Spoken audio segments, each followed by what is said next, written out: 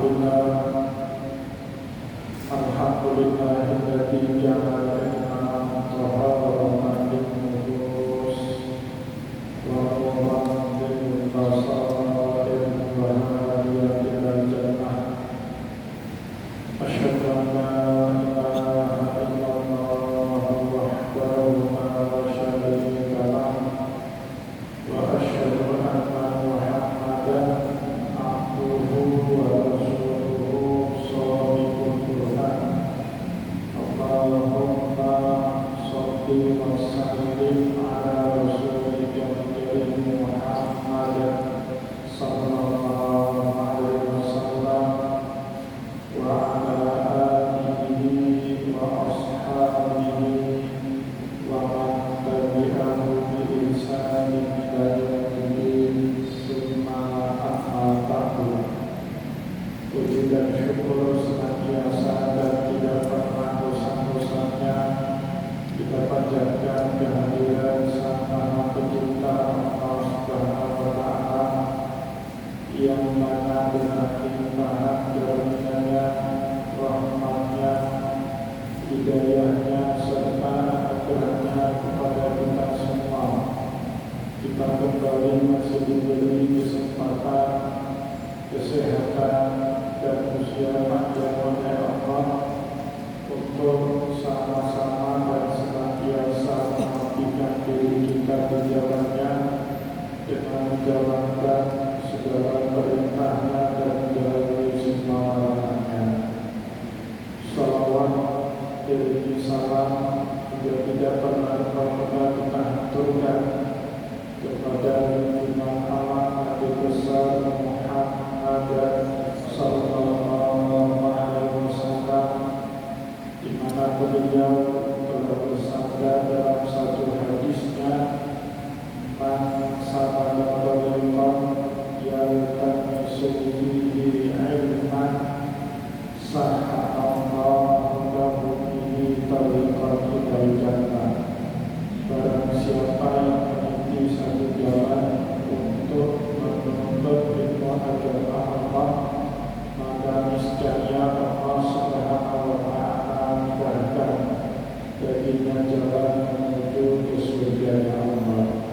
Bapak Ibu kaum muslimin dan muslimat, jamaah salat maghrib dan juga isya yang dimuliakan oleh Allah, mari pada kesempatan malam yang penuh dengan kemuliaan ini, dengan sambil kembali kita yang iktikaf di rumah Allah, mari sama-sama kita kembali melanjutkan pengajian kita dengan kitab Al-Fiqhul Islami wa Adillatuhu karya Syekh Wahbah Az-Zuhaili rahimahullahu ta'ala.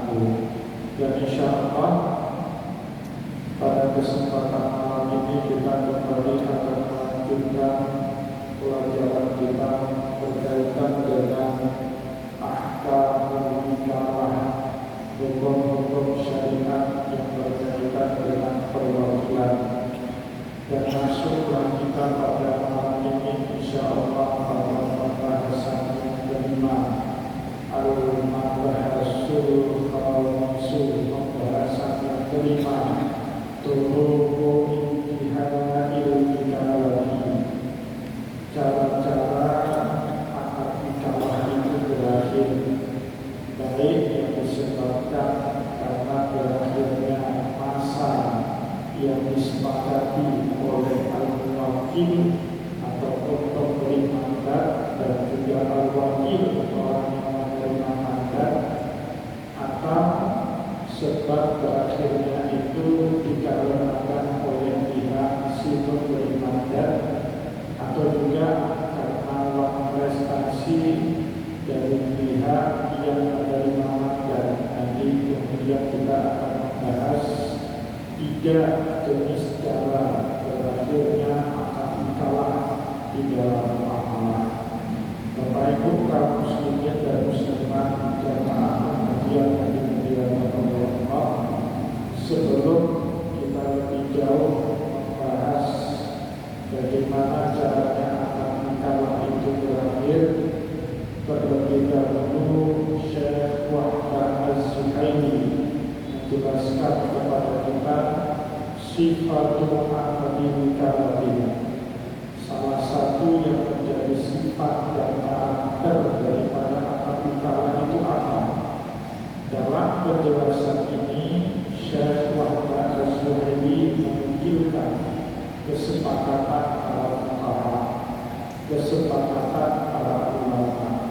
Ittafaqal fuqaha'u ala anna aqdal nikahati bi ghairi ajrin jaizin ghairi lazinin bi nisbati lil aqidaini. Para ulama semuanya sepakat bahwasanya akan nikah bi ghairi ajrin non komersil. Pada pertemuan yang lalu kita sudah menyampaikan bahwa akad nikah ini di dalam syariat boleh dalam dua bentuk sekaligus, boleh dalam bentuk akad bi'iwadin atau akad komersil. Kita minta bantu sama orang lain, dan orang yang kita minta bantu itu langsung mensyaratkan saya berkenan menjadi wakilnya Bapak untuk melakukan ini itu dengan syarat jelas biayanya, jelas juga upahnya, jelas juga operasionalnya, jelas juga masa waktu kerjanya, jelas juga apa saja yang harus dikerjakan. Itu namanya akdul bi'iwadin, akad nikah komersil. Boleh akad nikah itu boleh dilakukan dengan upah, ada komersilnya, atau juga bisa dilakukan dengan cara akdul tabarruk, akad non komersil. Bila itu jadi tanpa ada upah, maka kalau akad nikah itu tidak ada upah, dia masuk ke dalam kategori firman Allah wa ta'awanu 'alal birri wat taqwa, bahwa menolonglah kalian dalam kebaikan dan ketakwaan. Bolehnya kita bantu orang lain selama perbuatan itu baik, selama perbuatan itu yang mengajak orang kepada ketakwaan. Wala ta'awanu 'alal itsmi wal 'udwan. Tidak boleh kita mewakilkan orang lain dalam melakukan perbuatan dosa dan permusuhan. Bapak Ibu diminta bantu ambil paketnya, paket baju, misalnya tidak apa-apa. Tapi Bapak Ibu tidak boleh diminta sama orang lain untuk mengantarkan paket isinya narkoba.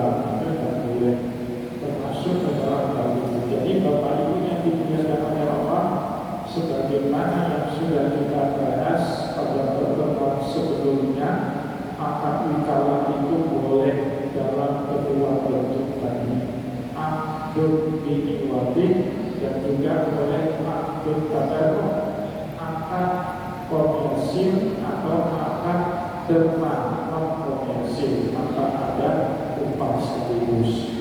Di sini Syekh Wahbah Az-Zuhaili menjelaskan kepada kita ala-ala fuqaha bahwa semua para ulama sepakat ala-ala akad nikah bahwa setiap akad nikah bi ghairi ujrin non komersil yang tidak ada upahnya, jaizun sifatnya boleh ghairi lazinin binisbati lil aqidaini, tidak mengikat para pihak yang terlibat dalam akad nikah, tidak mengikat al-wakil dan juga tidak mengikat al-wakil, si pemberi mandat tidak terikat dan juga si penerima mandat tidak terikat. Maknanya apa?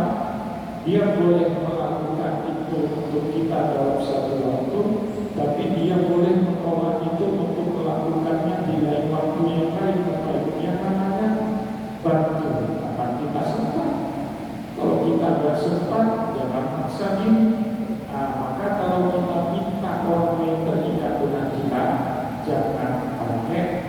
akdul wikalati kataku akad wikalah komersil, jangan saya orang komen, tapi pakailah akdul wikalati ini wadid, pakai akad wikalah yang komersil. Kita upah orang. Nah, kalau kita sudah upah orang, kita sudah boleh ikat orang itu untuk melakukan apa yang kita minta, apa yang kita suruh. Sehingga konsekuensinya Bapak Ibu yang dimuliakan oleh Allah di dalam kitab fikih, setiap akad wikalah komersil jaizun, dasar hukumnya itu jaiz, boleh-boleh saja kapan sempat. Kalau yang menerima mandatnya sempat, ya kerjakan. Kalau tidak, dia boleh nolak, tidak terikat dan tidak berdosa sama sekali. Ghairu lazimin, tidak mengikat para pihak binisbati bil aqidain, kepada para pihak yang berangkat di dalam akad wikalah, baik si pemberi mandat ataupun orang yang menjalankan mandat. Nah, ini penting Bapak Ibu kita pahami. Jangan kita minta orang ini itu, tapi orang itu tidak kita upah. Kemudian kita bilang kamu kurang ajar ya, nggak jalankan apa yang jadi tugas apa Pak? Saya kan diminta bantu. Kebetulan kemarin saya bisa, hari ini saya nggak bisa, mohon maaf. Nah, itu dia punya hak untuk menolak itu Bapak Ibu ya. Jadi ini yang harus kita pahami yang pertama. Selanjutnya Syekh Muhammad As-Suhaili menerangkan kepada kita juga amma min janibil muwakkili, adapun dari sisi si pemberi mandat, fa innahu faqiyal maslahatan fi tarki mawqilahi, pada saat dia melihat adanya kemaslahatan yang harus menyebabkan dia meninggalkan akad wikalah, dia boleh melepaskan secara sepihak. Ya, pihak ini kayaknya tempat kita ini kita kasih atau kita bantu, tapi nggak jalan-jalan. Udahlah Pak, maaf Bapak, besok jangan lagi ya mewakili saya minta orang yang saya boleh, tapi jadi masalah kalau dia melihat ada kemaslahatan di situ. Au fi tawqil syakhsin akhar, atau saat dia menemukan sosok yang jauh lebih baik daripada orang yang pertama yang diberi mandat. Itu boleh-boleh saja Bapak Ibu jika akad wikalahnya non komersil. Beda kalau komersil. Kalau komersil sebagaimana kesepakatan di awal. Kalau enggak Bapak Ibu ada pelanggaran baik dari pemberi mandat atau yang menerima mandat, itulah yang disebut dengan mu'adil. Mu'adil itu kalau kita terjemahkan ke dalam bahasa kita buat prestasi. Ya, ada orang yang tidak menikmati kesepakatannya secara sepihak, itu buat prestasi. Dilarang kita di dalam agama untuk melanggar secara sepihak kesepakatan yang telah kita setujui bersama sebelumnya.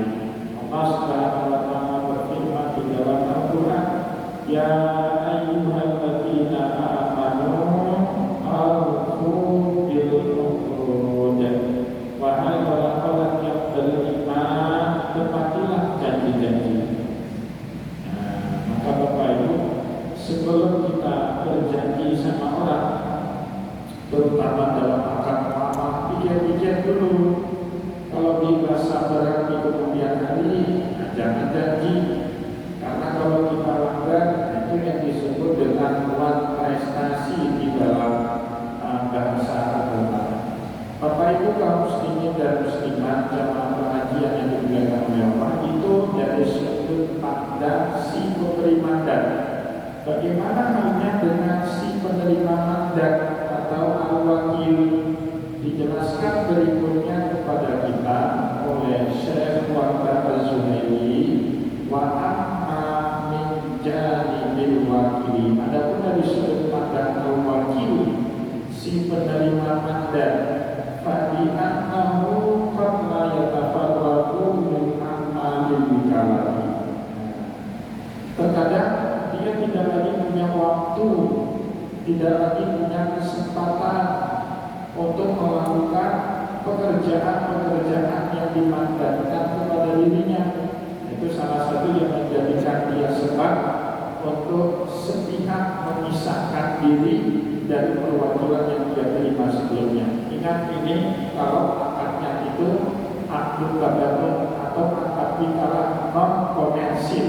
Jadi kalau wakil itu merasa dirinya fatwa yatafarraqu li amali wikalah, dia tidak punya cukup waktu, tidak punya cukup kesempatan dalam melakukan pekerjaan-pekerjaan yang diwakilkan kepada dirinya secara sepihak, dia boleh Bapak Ibu keluar dari perjanjian awal kalau akad wikalahnya itu non komersil. Fayakunu luzumul akdi mudarran bitarfaini. Maka dalam keadaan seperti ini tetap mempertahankan akad wikalah hanya akan menciptakan kemudaratan dari para pihak. Orang yang kita percayai tidak punya lagi waktu. Kita sendiri butuh orang untuk mengerjakannya, tapi bayar belum mampu. Maka dalam keadaan ini boleh ya, kedua pihak baik si menteri mandat atau menerima mandat untuk memutuskan dalam ini aja Bapak cari orang lain, saya tidak bisa lagi urus punya Bapak. Atau dari pihak si menteri mandat, Pak izin ya saya cari orang lain, saya lihat Bapak sudah sibuk kali selama ini, susah saya, takut juga saya merepotkan Bapak karena saya belum sanggup bayar. Cari tidak masalah, itu orang yang cari orang lain tidak berdosa, ataupun pihak yang diminta bantu saat dia tidak lagi punya uang waktu juga tidak berdosa. Kenapa? Akad bihairi wadin atau akad pada akad komersil. Nah, pada itu yang dipilih oleh seperti itu. Ini bagi bapak-bapak birokrat, bagi bapak-bapak yang pengusaha, tiba-tiba Bapak Ibu mengurus kegiatan sosial, mengurus yayasan. Yayasan itu kan sosial, undang-undang yayasan ngomong apa? Si pemilik yayasan itu siapa? Pembina yayasan. Pemilik yayasan itu bukan ketua yayasan, Bapak Ibu, pembina yayasan. Dalam undang-undang yayasan tertulis begini, tujuan pembina yayasan membuat badan hukum yang bernama yayasan untuk memiskinkan dirinya. Bahasa undang-undang itu dengan yayasan tujuannya dia memiskinkan diri. Di masyarakat kita kebalik, buat yayasan untuk cari uang. Itu kebalik Bapak Ibu. Tujuan buat yayasan apa? Dia memiskinkan diri. Maka dalam undang-undang yayasan Bapak Ibu, pembina yayasan tidak boleh ada gaji, tidak boleh terima gaji. Yang boleh terima gaji siapa? Pengurus. Ketua yayasan itu boleh, wakil ketua yayasan itu boleh, sekretaris yayasan itu boleh, bendahara yayasan, anggota yayasan itu boleh terima gaji pengurus. Pembina yayasan tidak boleh, karena tujuan pembina buat yayasan apa?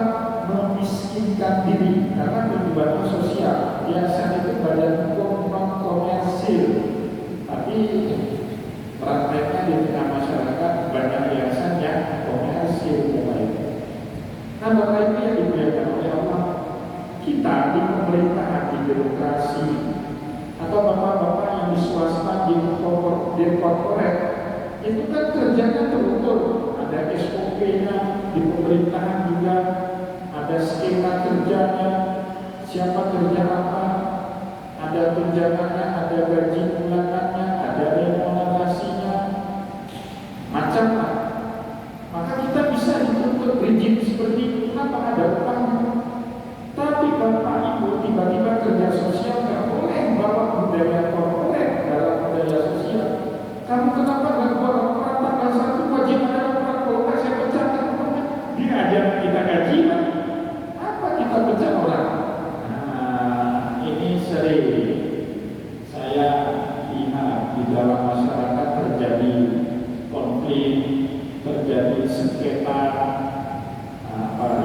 yang kecil antara pengurus organisasi, pengurus yayasan. Kenapa? Karena dia nggak sadar ini bukan lagi keluar korporat, ini sedang bekerja amal sosial. Nah, jangan kita bawa budaya korporat saat kita sedang kerja sosial. Ini pesan yang disampaikan kepada kita oleh Syekh Muhammad Az-Zuhaili, ya. Kalau makannya dikala aktu tabarruk, akan komersil, ya kita santai-santai aja. Kapan ada waktu, ada luang, jalankan. Kalau enggak, ya masalah, enggak dosa. Namanya bagi orang. Wa bima alaihi bi kulli min tarfai abdin bina rujuku anhu ma syaa. Berdasarkan penjelasan kita di atas tadi, itu diminta aktif di kalangan para pihak yang terlibat dalam akad nikah itu arjuju anhu matasya'a. Mereka boleh rujuk kembali dari akad nikah yang sudah mereka sepakati sebelumnya, kapanpun mereka butuhkan, kapanpun mereka mau, boleh. Dan itu yang tidak boleh kalau akad nikahnya komersil, itu tidak boleh. Kenapa? Ada konsekuensi, ya. Watak tadi guna izin al-bikalah, ketika mereka merujuk dari kesepakatan awal, disitulah batalnya al-bikalah yang sempat berjalan antara kedua para pihak. Wa amal bikalatu bi ujrin. Nah, ini Bapak Ibu pembahasannya agak rumit. Kalau akad bikalah bi ghairi ujrin itu tetapi yang sedikit ada detail pembahasan al-bikalatu itu jadi akad wikalah komersil. Bagaimana itu akad wikalah komersil? Dibedakan lagi oleh Syekh Muhammad Az-Zuhaili dengan dua keadaan. Fa'inkanan ala sabili jihad. Kalau kita minta orang lain mewakilkan kepentingan kita dengan cara ji'alah. Ji'alah itu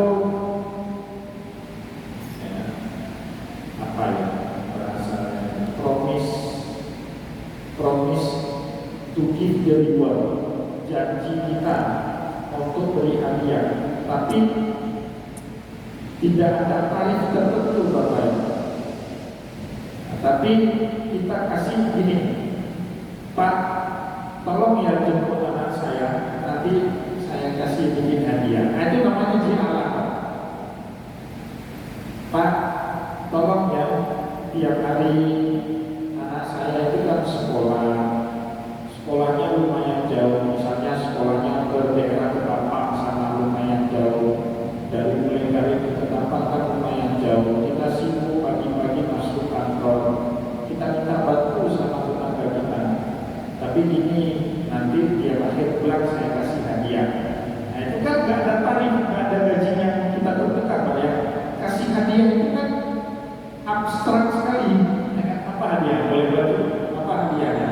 Boleh uang 500.000. Nah itu namanya ji'alah. Ada imbalan, tapi tak tertentu, tidak berukuran, tidak pasti. Itu namanya ji'alah. Dan tidak punya kewajiban. Si pemberi materi itu nyebut apa hadiahnya? Tidak ada kewajiban dia nyebut itu. Yang penting dia sudah sebut akan kasih sesuatu kalau kita mengerjakan ini itu untuk kepentingan dia, itu namanya ji'alah. Satu lagi Bapak Ibu namanya wa'ikanan ala sabili ijarah. Ijarah itu sudah upah sewa menyewa. Pak, bisa nggak bersih rumah saya ini? Oh bisa. Berapa ongkosnya? Nah, sudah ada ongkosnya. Pak, kalau cuma bersih sapu kapel itu 1 juta. Kalau dengan per 1,5 juta. Itu udah ijarah Pak, sewa menyewa, kita sewa tenaga dia, jasa dia itu kita sewa dan kita bayar upahnya. Nah ini dua keadaan yang berbeda. Boleh Bapak Ibu minta bantu dengan akad nikah kepada orang lain dengan janji beri hadiah atau disebut dengan ji'alah, walaupun hadiahnya tidak kita jelaskan pasti. Kan kita sering gitu Pak ya. Kadang-kadang kita keluar daerah, anak kita kita di rumah ada yang jaga. Biasanya yang jaga adik ipar kita misalnya kan, ke masjid dia, nanti pulang dari luar daerah kita berikan oleh-oleh. Nah, ini jihalah namanya Pak. Karena kita beri oleh-oleh kenapa? Karena dia sudah membantu kita urus sebagian dari pekerjaan kita. Itu jihalah. Beda dengan hadiah. Kalau hadiah itu orang yang kita kasih gak lakukan apapun, pokoknya kita senang aja sama dia. Nah, itu hadiah. Bapak Ibu mau kasih hadiah sama seseorang, nggak mesti kan orang itu kerjain punya kita kan? Nggak mesti ya. Pokoknya kita senang aja sama dia, kita kasih hadiah. Tapi kalau ada bawahan kita kerjain ini, kerjain itu punya kita, dan kemudian kita kasih sesuatu buat dia, itu namanya jihalah. Kalau tidak ada ukurannya, suka-suka kita kasih apa, itu namanya jihalah. Bapak Ibu kaum muslimin dan muslimat jamaah pengajian yang dimuliakan oleh Allah, Syekh Muhammad Azwaini menjelaskan kepada kita fa'ikana ala sabilil jihalati bi anna muayyina fil ahdi zamani awil amali fahiya ghairu lazimatin aidan bil ittifaqil ulama. Jika kita mewakilkan kepentingan kita untuk dilakukan oleh orang lain dengan janji memberi hadiah kalau dia sudah melakukan apa yang kita minta. Di alam ayyina fil ahdi zaman, tanpa kita tentukan tempo kamu melakukan itu kapan. Nah, yang penting kapan aja. Kalau kamu ada waktu, tolong lakukan. Kalau kamu sudah lakukan, saya kasih hadiah. Awil amali, atau juga kita nggak rinci kerjanya apa, dan juga kita tidak merinci gajinya berapa. Nah, kita pokoknya janji kasih hadiah aja. Fahiyya ghairu lazimatin aidan bil ittifaq. Kalau ini terjadi Bapak Ibu dalam akad nikah, maka akad nikah ini juga tidak mengikat para pihak secara total. Jadi orang yang diminta melakukan pekerjaan kita, dia boleh sepihak membatalkan akadnya. Pak, kayaknya saya nggak bisa lagi lah karena sudah ada kerja yang lain. Nah, itu dia boleh. Kenapa dia nggak mengikat? Kita nggak mengikat dia dengan memberikan gaji atau upah dalam bentuk tertentu. Nah, itu yang pertama Bapak Ibu.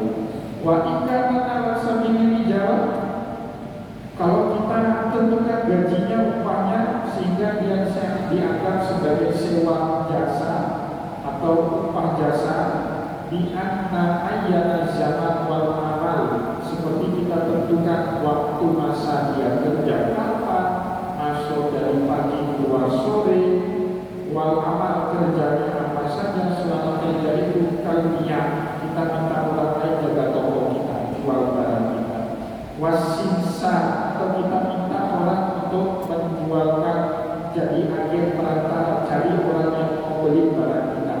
Bapak Ibu punya tanah, ada pulang menjual, minta bantu sama orang, carilah pembeli tanah ini, nanti saya kasih sekian tersebut, itu sekiannya tersebut. Oh, harga tanahnya misalnya 100 juta rupiah, buat kamu 10%, kan udah jelas. Nah, itu namanya akad bicara di dalam bikalah. Fahiyya lazimatun indal jumhur ulama. Kalau ini terjadi, maka itu menikah. Menikah. Jadi orang yang kita minta bantu itu harus mengerjakan pekerjaannya, dan kita yang sudah dibantu dan pekerjaan kita selesai dikerjakan sama orang tersebut, kita juga wajib melunasi janji kita untuk memberikan dia upah. Bahkan dalam agama Bapak Ibu, yang namanya upah itu kan gak baik ditunda-tunda. Kata Nabi dalam hadis, "Mutul ajira ujrahu qabla ayyajiba ilham." Bayar upah orang yang kalian kerjakan sebelum kering keringatnya. Itu hati-hati Bapak Ibu yang kerjakan orang lain, tapi upahnya baru dibayar rapel 3 bulan kemudian. Kadang-kadang yang dolim itu saya pikir pemerintah. Ya. Bapak Ibu kaum muslimin dan muslimat jamaah